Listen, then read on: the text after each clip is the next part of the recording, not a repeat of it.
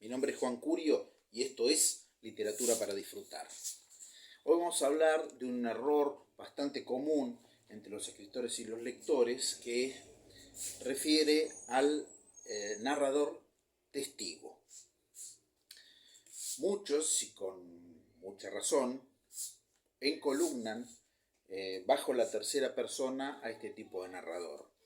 Y otros, también con mucha razón, encolumnan bajo la columna de la primera persona al mismo narrador.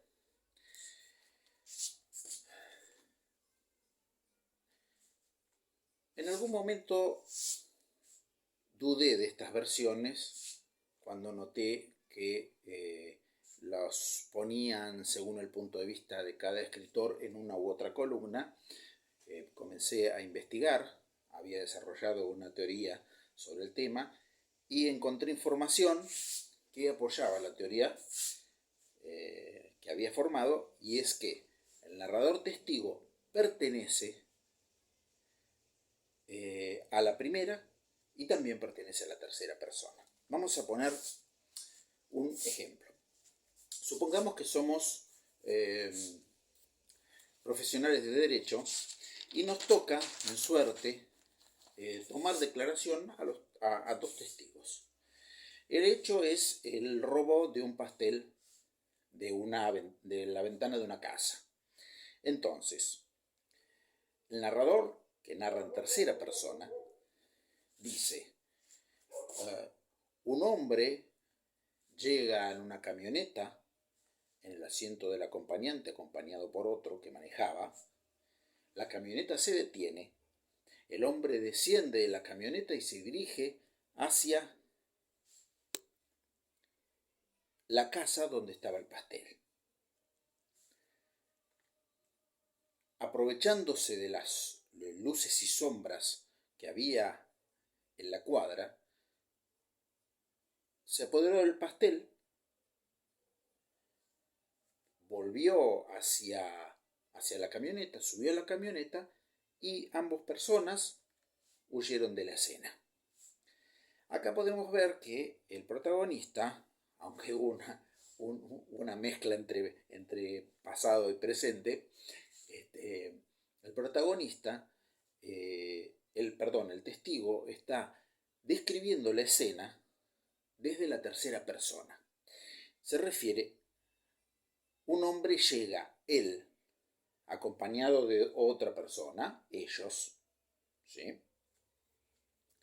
Se acerca a la casa, él se acerca a la casa, regresa a la camioneta, él regresa a la camioneta. Está claramente hablando en una tercera persona, ¿sí? Ahora vamos a desandar esto y dejemos que entre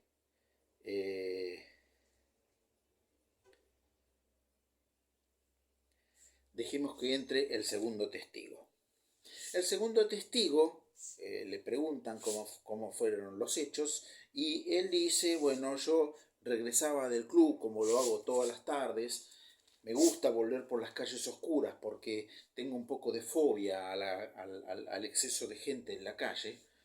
Cuando pasaba por la casa, tropecé y me detuve. Al detenerme, giré mi vista y pude ver una camioneta que llegaba a la zona del hecho con dos personas. Uno se bajó.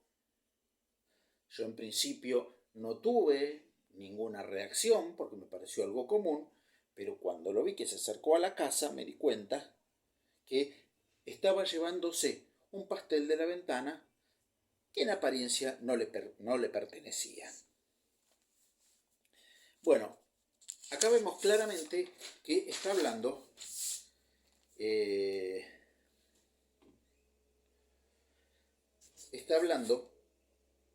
en primera persona. O sea, yo estaba en la escena. Yo venía del club.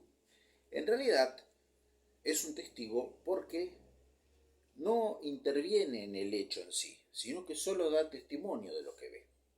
Ojo con esto, porque después puede haber una confusión o alguien puede decir: bueno, no, es un narrador de personaje secundario. también de primera persona. Y no es así. Hay una diferencia. En principio tomémoslo así.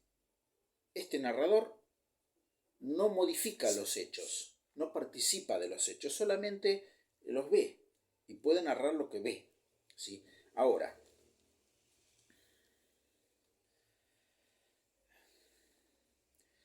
vamos a notar que el que habla en tercera persona no habla de sí mismo, se refiere solamente a los hechos, ¿sí? No habla de sí mismo, ni cuenta cómo llegó, ni por qué llegó, ¿sí? Solamente refiere, jamás dice yo. No es un ente o no es un personaje definido con personalidad. Simplemente relata los hechos que ve. Esto se denomina narrador, testigo impersonal. Y es la primera clasificación que podemos ver en el narrador testigo. Tenemos el impersonal y el personal. El impersonal, que es el que estamos hablando, que es el que habló en tercera persona, es como una cámara o un ojo que observa y cuenta solamente lo que ve. No puede saber nada más de lo que ve y no puede hablar de los sentimientos que tuvo ni lo que le pareció. Es bastante objetivo con lo que la escena muestra y nada más. Tiene esa limitación. No dice que tiene la verdad. Tiene la limitación de que relata perfectamente lo que la escena le mostró. El narrador personal se refiere a sí mismo. Cuenta cómo llegó a saber de la historia. Cuenta quién es él, por qué estaba en el lugar.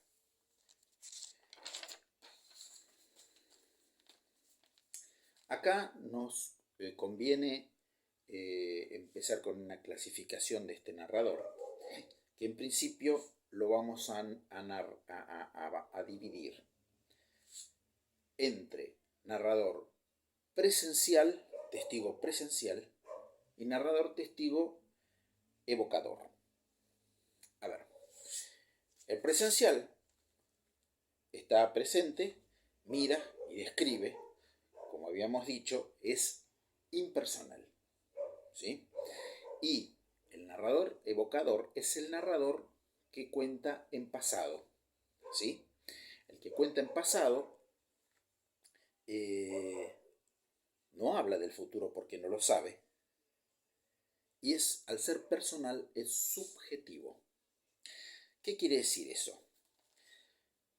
Narra lo que recuerda, que ahí tiene una gran diferencia con el otro que narraba lo que veía. Este recuerda lo que vio, recuerda lo que interpretó en ese momento, y una cosa más que podemos agregar es que dice lo que quiere decir. Es decir, que este narrador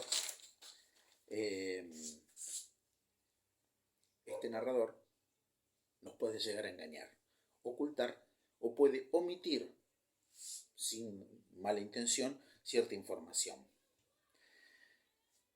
Lo interesante de esto es que el lector recurre a la misma información que lo que le está contando el testigo. No puede saber más, puede suponer, pero no puede saber más. El lector y el testigo saben exactamente lo mismo.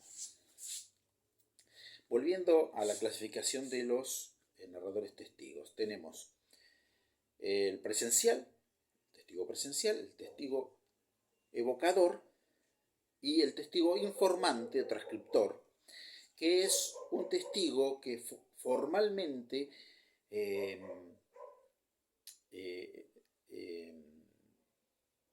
redacta un informe, un documento, una nota de prensa, un reporte, para con toda claridad transmitirlo a terceros.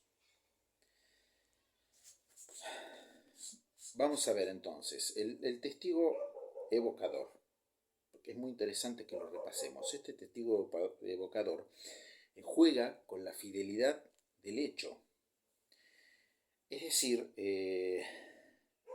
habla desde su perspectiva, puede ocultar o puede omitir información. Eso nos ayuda a los escritores y alerta al lector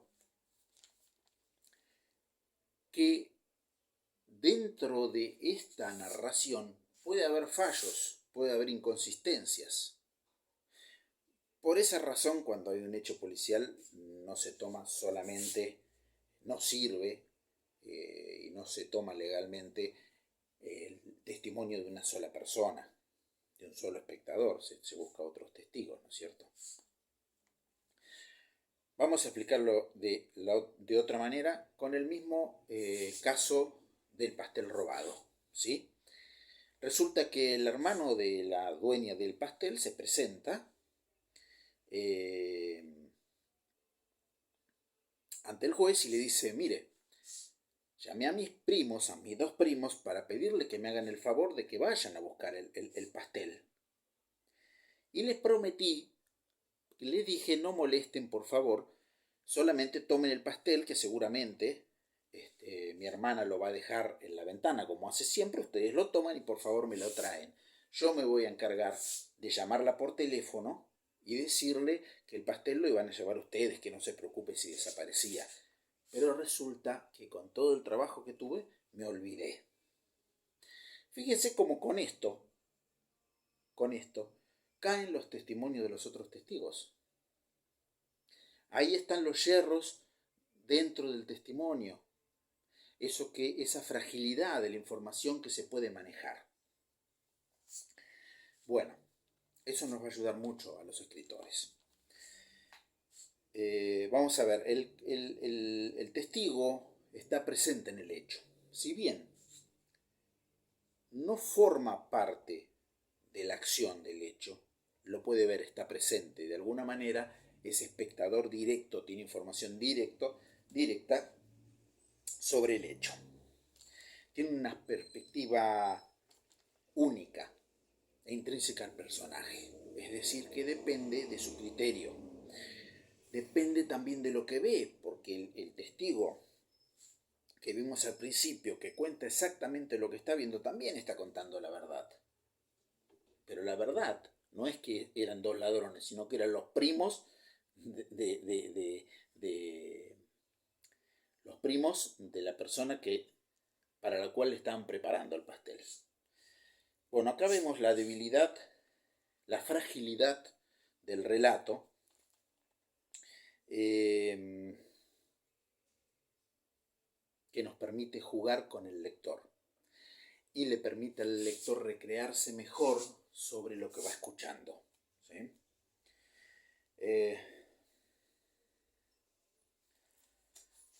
Una cosa que está bien aclarar en este momento es que el testigo puede o no ser una persona, puede contarse, o sea, personificar en un poste a un testigo, un poste, una luz, una sombra, lo que sea, una estrella, algo que estuvo presente en el acto y que pudo observar eso. No necesariamente tiene que ser una persona física, ¿sí? Puede ser un ente al cual le damos el don de la personificación. Quedó claro que este testigo tiene una información limitada a sí mismo. O sea, este testigo, a diferencia del omnisciente, por ejemplo, no puede saber lo que piensa nadie, ni siquiera puede saber lo que piensa, aunque testifique sobre su mejor amigo, no puede saber, puede suponer, pero no puede saber, ¿sí? Entonces,